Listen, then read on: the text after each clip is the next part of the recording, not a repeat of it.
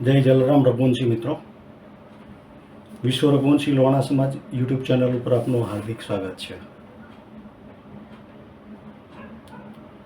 ટૂંક સમયમાં વિશ્વ રઘુવંશી લોહાણા સમાજનો લોગો પણ આપણે બનાવવા જઈ રહ્યા છીએ અને એ પણ આપને જોવા મળશે યુટ્યુબ ચેનલના ડીપીમાં. એ સિવાય ફેસબુક પેજ પર ડીપીમાં અને વોટ્સઅપ ગ્રુપના ડીપીમાં પણ જોવા મળશે.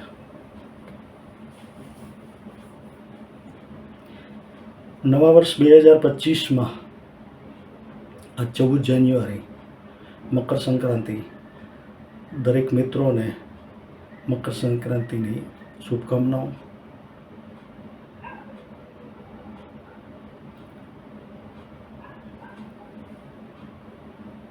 મિત્રો, નવા વર્ષમાં એક બીજી શરૂઆત કરવા જઈ રહ્યો છું. હવે કોશિશ રહેશે કે મહિનામાં કમસે કમ એકાદ વાર કે બે વાર આપણી લોકો મિત્રો સુધી, લોહાણા જ્ઞાતિજનો સુધી નવા મુદ્દે વાત રજૂ કરવા આવી શકું એવી કોશિશ રહેશે. આપની સાથે કનેક્ટ થવાની કોશિશ રહેશે, લોહાણા કનેક્ટ થવાની કોશિશ રહેશે.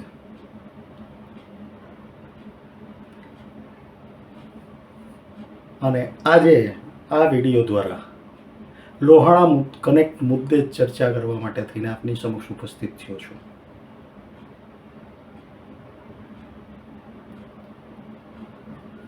લોહાણા કનેક્ટ મતલબ લોહાણા જોડાણ, લોહાણા જ્ઞાતિજનો સાથેનું જોડાણ, એકબીજા સાથેનું જોડાણ.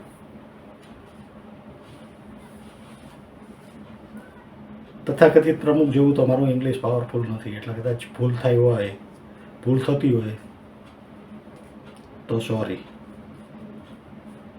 પણ અને કે ઇંગ્લિશમાં ભૂલ થાય પણ, કારણ કે આપણે તો ગુજરાતી મીડિયમની શાળાઓમાં ભણેલા છીએ. ફ્લુઅન્ટલી ઇંગ્લિશ આપણે બોલી પણ ન શકીએ,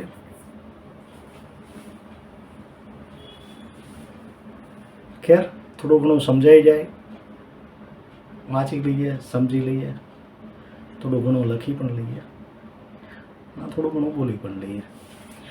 હવે મેઇન મુદ્દા ઉપર આવીએ. લોહાણા કનેક્ટ. હમણાં ઘણા વોટ્સઅપ ગ્રુપમાં મેસેજ જોયા લોહાણા કનેક્ટના. આ સિવાય તથાકથિત પ્રમુખે એક્સિડન્ટલી મહાપરિષદની કાર્યાલયની મુલાકાત દરમિયાન મુલાકાત થઈ ગઈ એમની.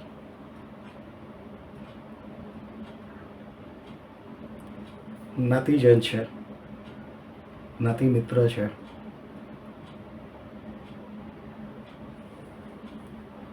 મહાપરિષદ જેવી માતૃ સંસ્થાનો તથાકથિત રીતે તો તથાકથિત હોદ્દા દ્વારા પણ સંચાલન કરી રહ્યા છે. અને કાર્યાલય ત્યાં ગયા તો આપણે મળીએ, સ્વાભાવિક છે, મળ્યા, સાથે ચા પણ પીધી. અને વિરોધ ગમે તેટલો હોય, ટીકાઓ ખરો, પણ એક મિત્રતાનો સેતુ, એક જ્ઞાતિબંધુ સાથેનો સેતુ હંમેશા જળવાઈ રહેવો જોઈએ, એમ હું પોતે માનું છું. મેં ઓફિસની બહાર, બિલ્ડિંગની બહાર, રોડ ઉપર ગાડી પાર્ક થયેલી જોઈએ ત્યાં જ હું સમજી ગયો હતો કે આઈ થિંક કદાચ છે અવેલેબલ. આવ્યા છીએ તો શું ફેર પડે, મળીએ, આપણને કોઈ પ્રોબ્લેમ નથી. એટલે મળતી વખતે પણ આ મુદ્દાઓની લાઇટલી એમણે વાત કાઢી હતી. અને સ્વાભાવિકપણે મહાન વ્યક્તિત્વ, 25, 30, 35 લાખ લોહાણા જ્ઞાતિજનોનું નેતૃત્વ કરતા, તથાકથિત રીતે નેતૃત્વ કરતા, એને આપણે કાંઈ કહીએ થોડુંક તો ચચરે તો ખરું જ. એક બે મુદ્દા કહેવાય ગયા કે ભાઈ આમાં થોડુંક આ ધ્યાને લેવું જોઈએ. છેલ્લો તો ત્યાં સુધી ભૂલી ગયા કે ભાઈ હું 25-30 લાખ લોહાણાનું નેતૃત્વ કરું છું, ત્યારે મારે કહેવાય ગયું કે લોહાણા જ્ઞાતિજનોમાં 70 થી 75% વસ્તી સૌરાષ્ટ્ર ગુજરાતમાં છે. ત્યાં આપનું કદાચ નેતૃત્વ કેટલું અને કેટલા પ્રમાણમાં સ્વીકારે છે. ખેર, પણ લોહાણા કનેક્ટ સારી બાબત છે. હું લોહાણા કનેક્ટનો વિરોધી નથી. આ ટાઈપનું પોર્ટલ બનવું જોઈએ. લોહાણા જ્ઞાતિજનો એક મંચ ઉપર આવે, એક મંચ ઉપર જોડાય, સોશિયલી જોડાય, પ્રોફેશનલી જોડાય, સારી બાબત છે. થવું જ જોઈએ, હું એ માનું છું. એમાં શંકાને કોઈ સ્થાન નથી. હું એનો વિરોધ નથી કરતો, પણ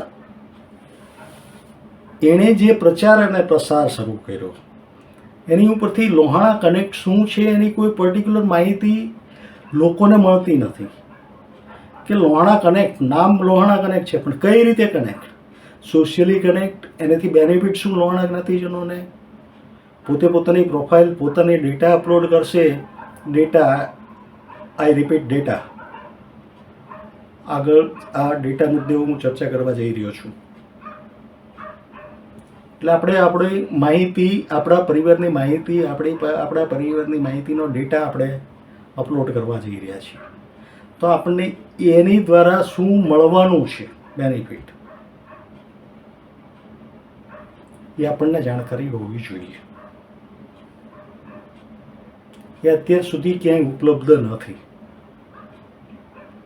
અગાઉ લોહાણા કનેક્ટ થઈ હતી લોન્ચ, પર્ટિક્યુલર એવું કાંઈ દેખાણું નહોતું અને એવી કોઈ પોપ્યુલર પણ નહોતું થયું. લોહાણા કનેક્ટ નામે અલગ બેંક એકાઉન્ટ ખુલ્યા, ઘણું બધું ટ્રાન્ઝેક્શન થયેલું છે, વેબસાઇટ પણ બની હતી અને ઘણું બધું એ થયું હતું. કોશિશ સારી હતી, પણ એ પર્ટિક્યુલર જે રીતનું જોઈએ એ રીતનું નહોતું, એમ હું માનું છું.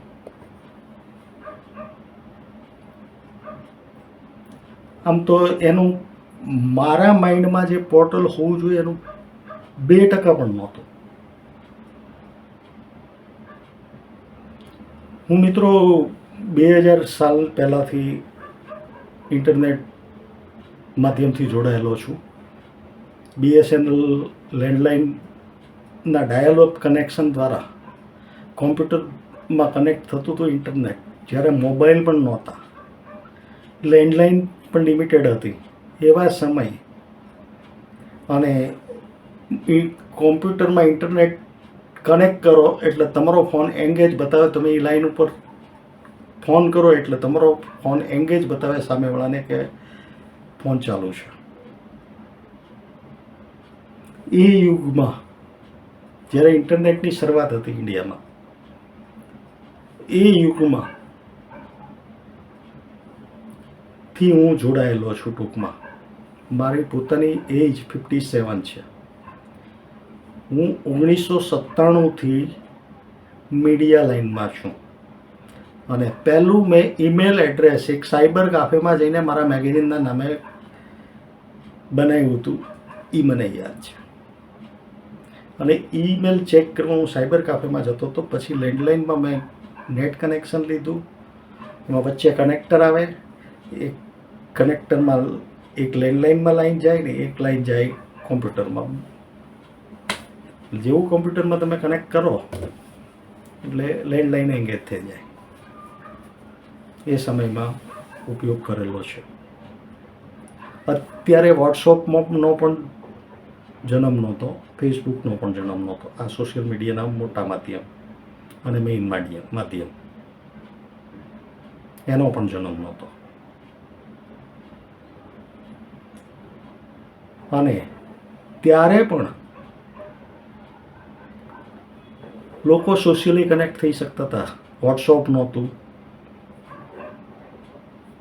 કે ફેસબુક નહોતું ત્યારે પણ યાહૂ મેસેન્જર દ્વારા, યાહૂ ઈમેલ એડ્રેસ મેસેન્જરમાં કનેક્ટ કરી અને તમે મેસેન્જર દ્વારા તમારા પાસે ઈમેલ એડ્રેસ એવું ના હોય એની સાથે તમે ચેટ કરી શકતા. કોમ્પ્યુટરમાં વેબકેમ ઇન્સ્ટોલ કરી અને વિડીયો ચેટિંગનો પણ લાભ લઈ શકતા. ઘણા પત્રકાર મિત્રો સાથે હું આ રીતે જોડાતો હતો એટલે મને ખ્યાલ છે. અમે ગ્રુપ ચેટિંગ પણ કરતા હતા પત્રકાર મિત્રો, એ પણ મને યાદ છે. એટલે હું આનેથી સારી રીતે વાકેફ છું. સોશિયલ મીડિયાનું પહેલું માધ્યમ ગૂગલ દ્વારા લોન્ચ થયું અને ઓર્કુટ નામથી. એ પહેલાં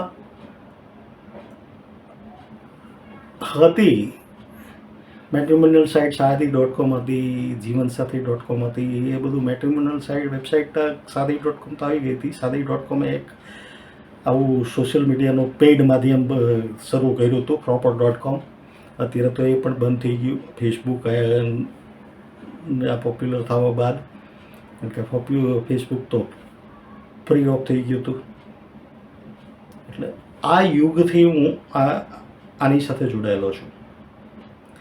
એટલે લોહાણા કનેક્ટ એક સોશિયલી કે પ્રોફેશનલી માધ્યમ કઈ રીતે તમે બનાવી શકશો, આ સૌથી મહત્વનો પ્રશ્ન. મેં મારી એમાં પ્રોફાઇલ એડ કરી નાખી, બરાબર છે. મારા પરિવારના નામ ને મારા નામ ને એ ડેટા મેં અપલોડ કરી નાખ્યો, મેં માહિતી અપલોડ કરી નાખી. હું બીજી વખત ત્રીજી વખત રિપીટ એ વેબસાઇટ કે એપ્લિકેશન ઉપર વારંવાર ક્યારે ને શું કામ જઈશ? જો મને એમાં બેનિફિટ દેખાશે તો, અધરવાઇઝ નહીં.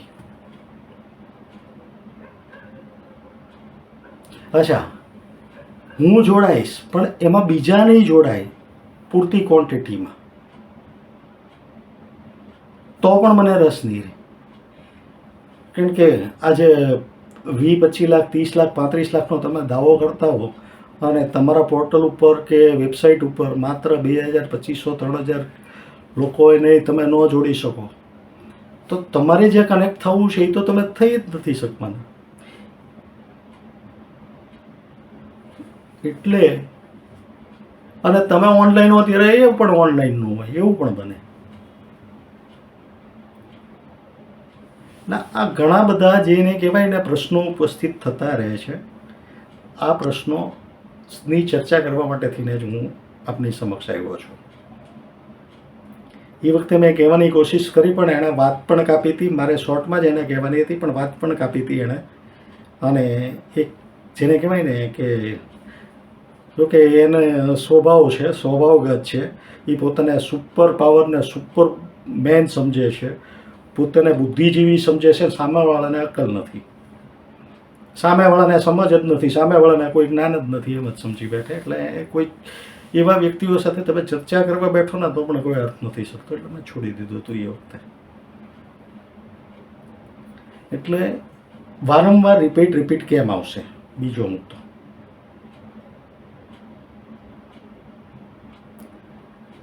ત્રીજો મુદ્દો, એમાંથી શું મળશે?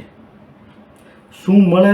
કંઈક તમને એમાંથી રિસ્પોન્સ મળવાનો છે, કંઈક ફાયદો મળવાનો છે, તો જ તમે એ વેબસાઇટ ઉપર જવાનો છે. એટલે મળવા માટે થઈને તમને એમાં કઈ માહિતી મળશે, સોશિયલી તમે કઈ રીતે જોડાશો, કોઈની માહિતી મળશે, પ્રોફેશનલી જોડાઈ શકશો, કઈ રીતે જોડાઈ શકશો, શું? નથિંગ. અત્યાર સુધી તો મને એવું કોઈ જોવા નથી મળ્યું. એમ આપણે ફેસબુક ઉપર ડેઈલી જઈએ છીએ એનું કારણ એક જ કે આપણે એમાં કનેક્ટ રહીએ છીએ લોકો સુધી. આપણે આપણા ઇવેન્ટ, આપણા ફોટોગ્રાફ આપણે એમાં અપલોડ કરીએ છીએ, વિડીયો અપલોડ કરીએ છીએ. આપણી સાથે જોડાયેલા મિત્રો આપણા ફ્રેન્ડ લિસ્ટમાં 100 હોય, 500 હોય કે 5000 હોય, એની સાથે આપણે સોશિયલી જોડાયેલા રહીએ છીએ. સવારે આપને ફેસબુક અચૂક નોટિફિકેશનમાં મેસેજ છોડી દે કે આજે આટલા આટલા મિત્રોનો તમારા બર્થડે છે. અમારા એક મેં વડીલ મિત્ર ફોનમાં કહેતા હતા મને કે હું સવારે ઉઠીને પહેલું કામ એ જ કરું કે જેના બર્થડે હોય એના વિશ કરી નાખવાનું, એટલે ઔપચારિક તો પતી ગઈ. એણે આપણને વિશ કર્યું હોય તો આપણે એને વિશ કરવું જોઈએ. આપણે કોઈના પ્રસંગમાં જઈએ તો એ આપણા પ્રસંગમાં આવવાના છે. આપણે કોકને વિશ કરીએ તો આપણને કોક વિશ કરે, આપણને કોકે વિશ કર્યું તો આપણે એને વિશ કરવું જ જોઈએ, શુભેચ્છા પાઠવવી જ જોઈએ, નેચરલ છે. એટલે ટૂંકમાં એક સોશિયલી કનેક્ટ તમે તમારા વિડીયો ફોટોગ્રાફ અપલોડ કરી શકો છો. મેટ્રિમોનિયલ વેબસાઇટ ઉપર તમે તમારા દીકરા દીકરીઓનું જે એ કરી શકો છો. અત્યારે તો ક્રેઝ છે, હું પોતે પણ એ કરતો હતો. આજે દીકરા દીકરીઓનું લગ્ન વિશે એક વાત ચાલે ને, એટલે દીકરા દીકરી પોતે પણ અને દીકરા દીકરીના મા બાપ પણ જો ઇન્ટરનેટના જાણકાર હોય તો જે તે છોકરા છોકરીની પ્રોફાઇલ ચેક સર્ચ કરી એ પ્રોફાઇલ હવે તો હાઈડ કરે છે ડિટેલ્સ, પેલા હાઈડ નહોતી થતી. ડિટેલ્સ ચેક કરે, એનું ફ્રેન્ડ ગ્રુપ કેવું છે, સોશિયલી કઈ રીતે કનેક્ટેડ છે, પ્રોફેશનલી કઈ રીતે છે, એની પોસ્ટ કઈ રીતે છે. તમે તમારી સોશિયલ મીડિયા ઉપર પ્રોફાઇલ બનાવો અને પ્રોફાઇલમાં જે અપલોડ કરો ને, પોસ્ટ મૂકો ને, એની ઉપરથી તમારી વિચાર અને તમારી અભિવ્યક્તિ પર્સનાલિટી આખી ત્યાં લોકો સમક્ષ ક્રિએટ થતી હોય, તમે લોકોને જાણી શકતા હો છો. એટલે આ એક મહત્વપૂર્ણ માધ્યમ છે. આ કઈ રીતે, ત્રીજી બાબત ઘણા કઈ તો આસાન છે, એ તો કરી નાખશે. બાય 25-30 લાખ માંથી 25,000 પણ પ્રોફાઇલ બનાવે અને એનો data day to day upload કરે તો સર્વર કેપેસિટી કેટલા જીબી કે કેટલા ટીબીનું સર્વર, એ ડેડિકેટ સર્વર કેટલું અને કેટલો ખર્ચ, અને એનાથી સંસ્થાને ફાયદો નુકસાન શું, 100% થાય. તમારા એ વેબ પોર્ટલ ઉપર રેગ્યુલર લોકો આવે તો તમે બીજા માધ્યમોથી ઇન્કમ સોર્સ ઊભો કરી શકો છો. આઈ નો દેટ. તમારી વેબસાઇટ પોપ્યુલર થાય તો તમને ગૂગલ દ્વારા પણ એડ મળી શકે છે, પણ તમારા વેબસાઇટ ઉપર વિઝિટર કેટલા છે એની ઉપર ડિપેન્ડ કરે છે. એક સાથે ઓનલાઈન કેટલા હોય છે. જે ઘણી વખત તમે કોઈ સરકારી સાઇટ કે એમાં તમે કોઈ ફોર્મ ભરવાની જાહેરાત આવીને તમે ફોર્મ ભરવા ગયા, એક સાથે અનેક લોકો એ વેબસાઇટ ઉપર, તો વેબસાઇટ ક્રેશ થઈ જશે, હેંગ થઈ જશે, ખુલશે નહીં, ખુલવામાં સમય લેશે. કારણ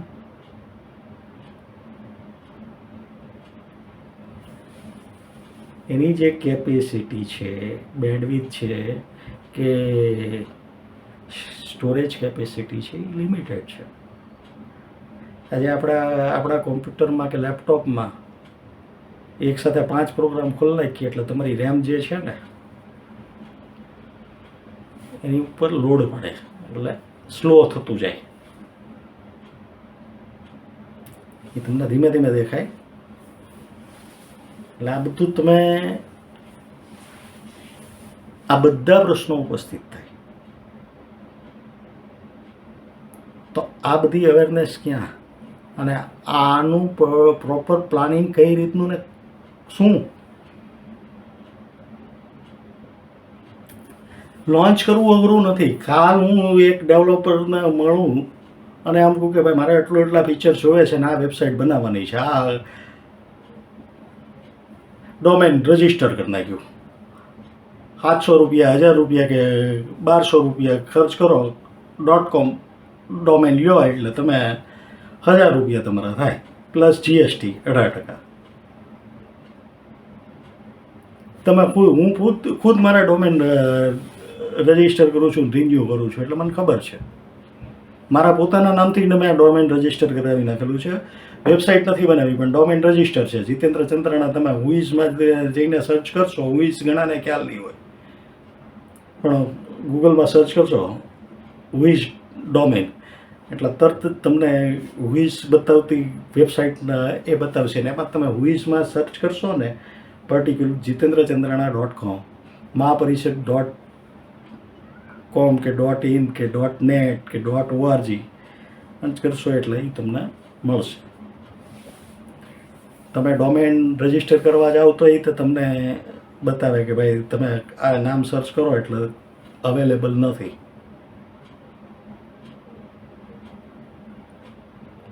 ને પછી તમારે નવું ડોમેન પસંદ કરવું પડે.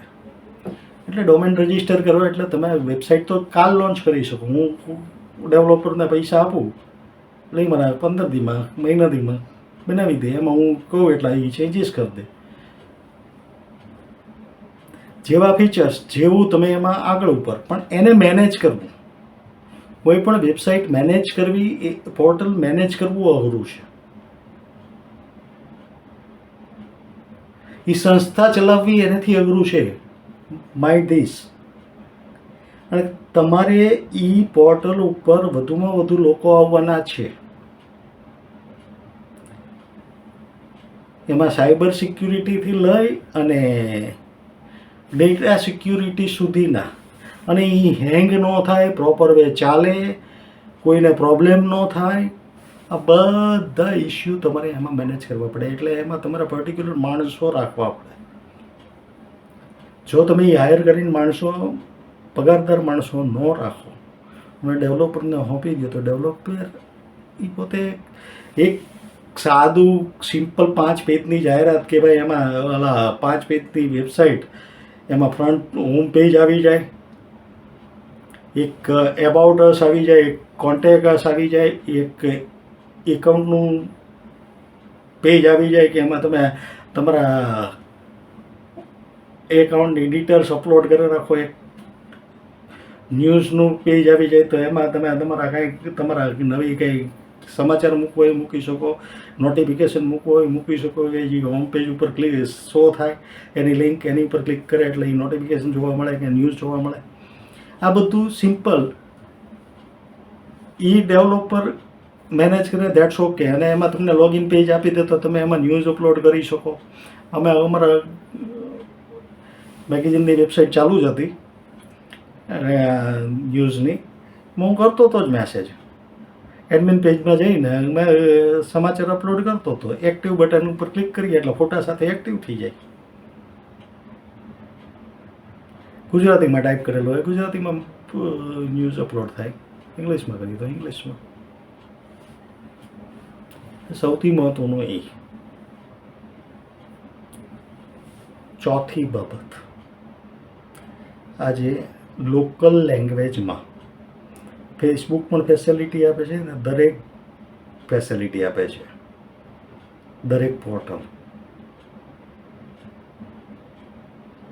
ગુજરાતીમાં ફેસિલિટી આપે છે. તમે ફેસબુકમાં ગુજરાતીમાં એ કરી શકો. તમે ગુજરાતીમાં મેસેજ પણ અપલોડ કરી શકો. એડમિન તરફથી પણ મેસેજ અપલોડ થઈ શકે, સમાચાર પણ અપલોડ થઈ શકે. ઇઝી છે, કોઈ એ નથી. પણ એ હિન્દી અને ઇંગ્લિશ બેયમાં મેં વેબસાઇટ ન્યૂઝની લોન્ચ કરેલી હતી. ફરી વખત એ આવશે ટૂંક સમયમાં ઓનલાઈન. એટલે એમાં તમે હિન્દીમાં એ જ મેસેજ જોવો તો એ જોઈ શકો, મરાઠીમાં પણ જોઈ શકો અને ગુજરાતીમાં પણ જોઈ શકો. આઈ થિંક 5 લેંગ્વેજની મેં ફેસિલિટી આપી હતી. પંજાબીમાં પણ, પંજાબી, ગુજરાતી, મરાઠી, હિન્દી અને ઇંગ્લિશ 5 ભાષામાં મેં ફેસિલિટી આપી હતી. કે 5 ભાષામાં એ મેસેજ તમે ગુજરાતી સિલેક્ટ કરો એટલે ગુજરાતીમાં એના એ સમાચાર ઇંગ્લિશમાં હોય એ ગુજરાતીમાં ટ્રાન્સલેટ થઈ જુઓ. ઘણી બધી ફેસિલિટી મળે છે. એટલે આમાં તો ગોળ નાખો એવું ગળ્યું થાય અને એ ઇઝીએસ્ટ હોવું જોઈએ, સહેલું હોવું જોઈએ. લોકોને કઈ માહિતી ક્યાં છે એ સર્ચ કરવામાં ટાઈમ ન લાગવો જોઈએ. નહીંતર એ બીજી વખત આવશે નહીં. ચોથી બાબત, પછીની બાબત મેઇન મહત્વની, ડેટા સિક્યુરિટી.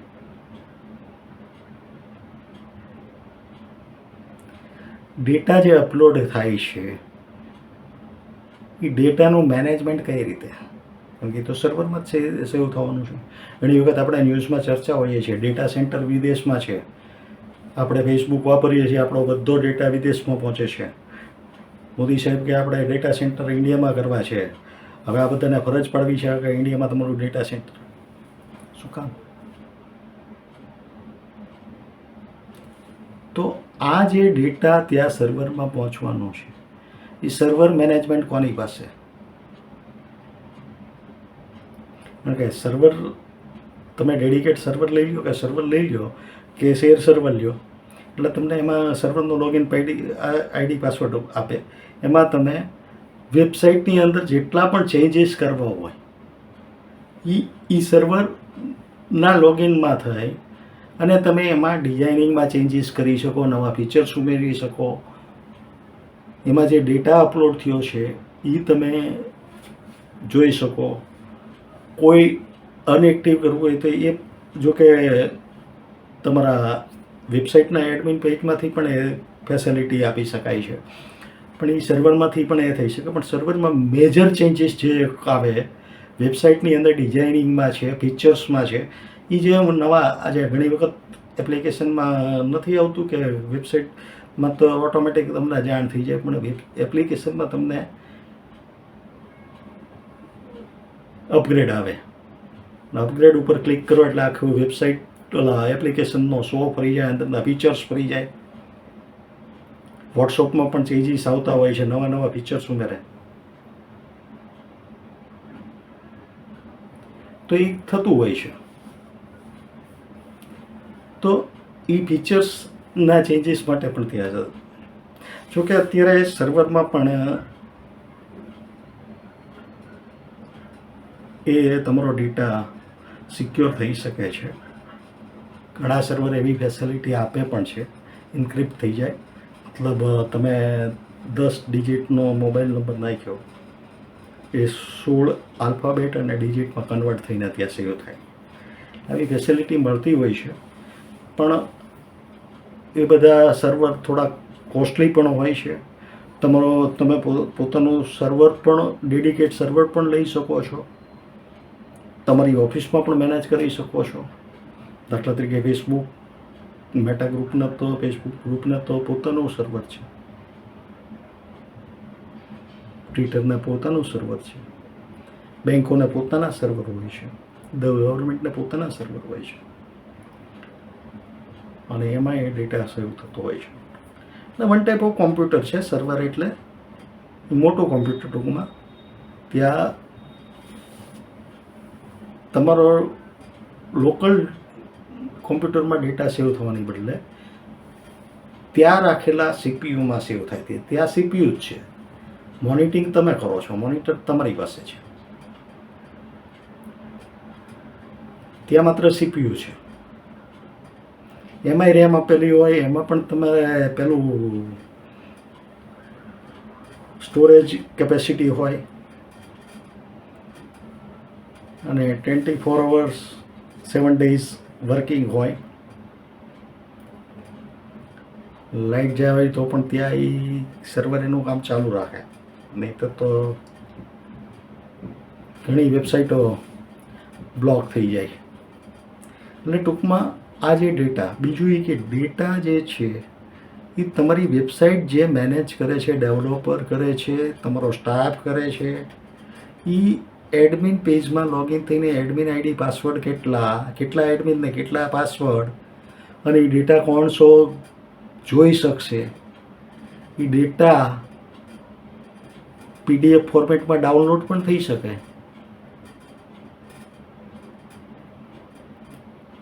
તો આ ડેટાનો મિસયુઝ નહીં થાય એની ગેરંટી શું? ડેટાનું વેચાણ પણ નહીં થાય એની ગેરંટી શું? રિસ્પોન્સિબિલિટી સંસ્થાની છે.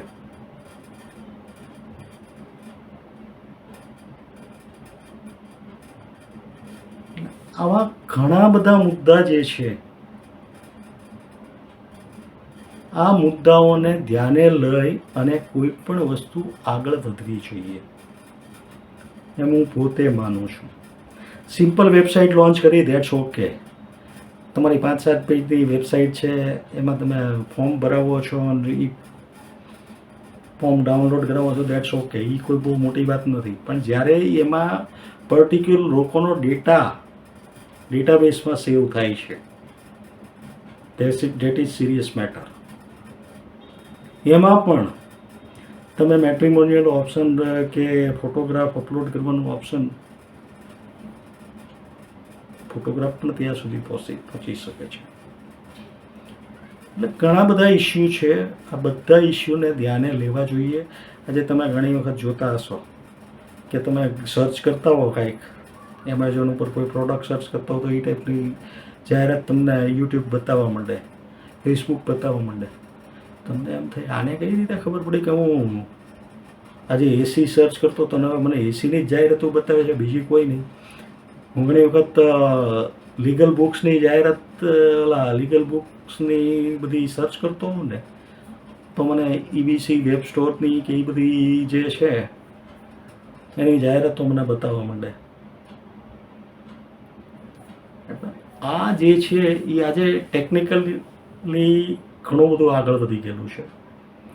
એટલે તમારા ડેટાનો ઉપયોગ કરી અને તમે શું ઈચ્છો છો, તમારી શું મેન્ટાલિટી છે, શું છે તમારો ડેટા, તમારા ઘરના સભ્યો કેટલા, મતલબ કે એના ગ્રાહક કેટલા છે, એના યુઝર કેટલા છે, એ પર્ટિક્યુલર પહોંચે છે.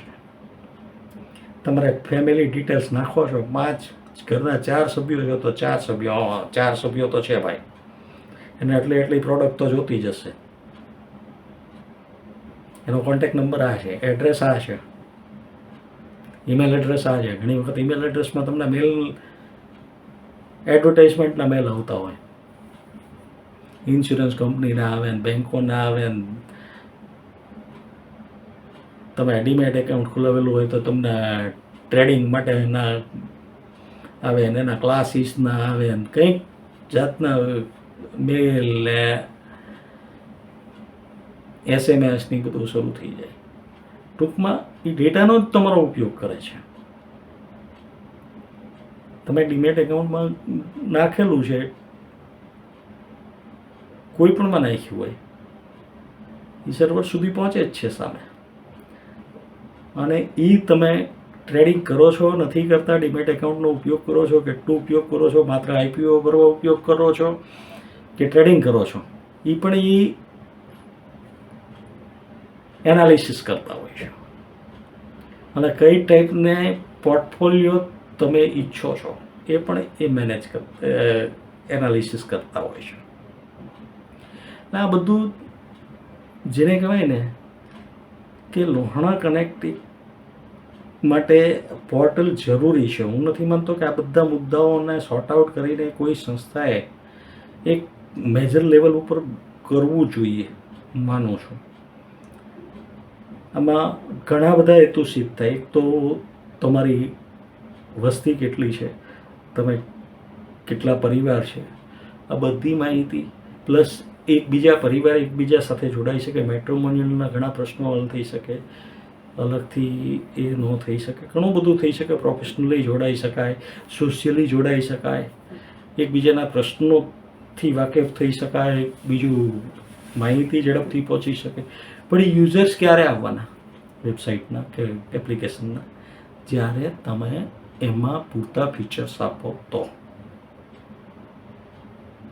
અને એમાં આ બધા સાયબર સિક્યોરિટી, ડેટા સિક્યોરિટી બહુ તકલીફવાળું છે. મેં આ બાબત ઉપર ચિંતન મનન ઘણું કરેલું છે કે એક વખત તમારી પાસે 1 લાખ યુઝર થયા અને તમે એનું મેનેજમેન્ટ કરો છો એ વેબસાઇટનું, અને તમારા રેગ્યુલર વિઝિટર છે, તો એની માટે થઈને તમારે એની ઉપર દેખરેખ રાખવા માટે થઈને, એના ફીચર્સ ઉપર દેખરેખ રાખવા માટે થઈને લોકોની જરૂરિયાત શું છે, એના ફીડબેકના આધારે ચેન્જીસ, પછી એની ડેટા સિક્યોરિટી, મેનેજમેન્ટ, આ બધા માટે થઈને તમારે તમારો સ્ટાફ ઇમ્પ્લિમેન્ટ કરવો પડે. એની માટે એક આખી ઇન્કમ ઊભી કરવી પડે.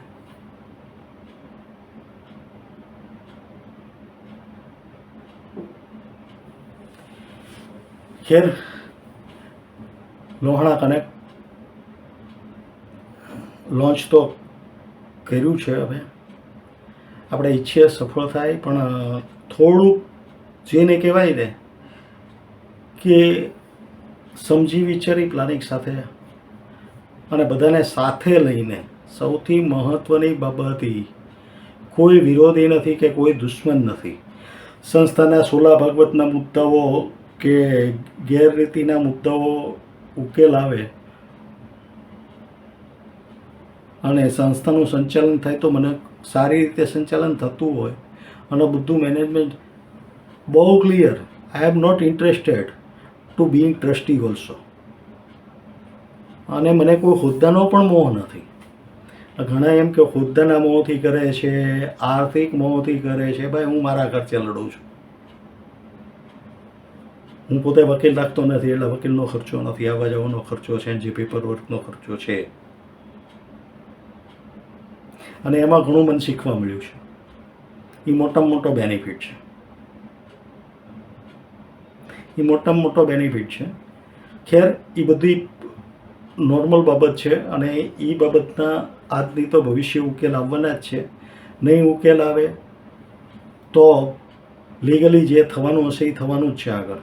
પણ સંસ્થા સારી રીતે ચાલે એ મહત્ત્વનું છે. પ્રોપર વે કામ કરે એ મહત્ત્વનું છે. લોહાણા કનેક્ટ આગળ વધે કે બીજું કોઈ પોર્ટલ બને, હું એને મારો બનતો સહકાર આપવા તૈયાર છું, પણ મતલબ પ્રોપર વે. પછી તાયરું પોતાનું કરવું હોય અને તમે જાણે ભાજી મૂળા ગણતા હો અને સામેવાળાને અપમાનિત કરતા હો, તો ભાઈ તમે કરોડપતિ હો તો તમારા ઘરના. આ બધું નોલેજ છે ને મુંબઈની નળ બજારમાં કે ભુલેશ્વરમાં કે ચોરા બજારમાં વેચાતું નથી મળતું. એની માટે થઈને પ્રોપર તમારે એનાલિસિસ કરવું પડતું હોય છે, એની સાથે કનેક્ટ રહેવું પડતું હોય છે. આજે હું કનેક્ટ રહું છું. આજે લીગલ જ્ઞાન જે મંડળ છે, હું ઘણી બુક્સ વાંચું છું, ઓનલાઈન વાંચું છું, હું અભ્યાસ કરું છું. મેં આ બધું ભૂતકાળમાં ઇન્ટરનેટ ઉપર કામ કરી ચૂક્યો છું. મેં મારી જાહેરાતો પણ ફેસબુકમાં કરેલી છે, એટલે હું સારી રીતે વાકેફ છું. સારી રીતે. એના કારણે જેટલું પણ નોલેજ છે, એમ નથી કે હું સર્વગુણ સંપન્ન છું, બધું હું જાણું છું. ઘણા બધા ફીચર્સમાં ચેન્જ આવતા હોય છે, હું જોતો રહેતો હોઉં છું. ઘણા મારા માઇન્ડથી પણ અલગ ઘણું આમ યુનિક ફેરફાર આવતા હોય છે. ઘણા બધા આમ ચેન્જીસ આવતા હોય છે જે એક ગેસ ન કર્યા હોય કે ભાઈ આપણે વિચાર્યા પણ ન હોય માઇન્ડલી. એવા પણ ઘણા બધા ચેન્જીસ આ બધા માધ્યમોમાં આવતા હોય. હું ફેસબુકમાં પણ જોતો હોઉં છું, ટ્વિટરમાં પણ જોતો હોઉં છું, પછી વોટ્સઅપમાં પણ જોતો હોઉં છું. નવા ફીચર્સ એડ થાય, પછી બીજી વેબસાઇટમાં પણ, ગૂગલ સર્ચમાં પણ, દાખલા તરીકે ગૂગલ મેપમાં પણ તમારે જસ્ટ ડાયલ કે બીજી કોઈની જરૂર ન પડે. એમ નિયર બાય કરો કે ભાઈ scooter garage near by me, અને તમારા સરાઉન્ડિંગ એરિયામાં 3-4 કિલોમીટર 5 કિલોમીટરમાં જેટલા પણ સ્કૂટર ગેરેજ કે કાર ગેરેજ હશે એની માહિતી તમને સર્ચ કરશો એટલે આપી દેશે.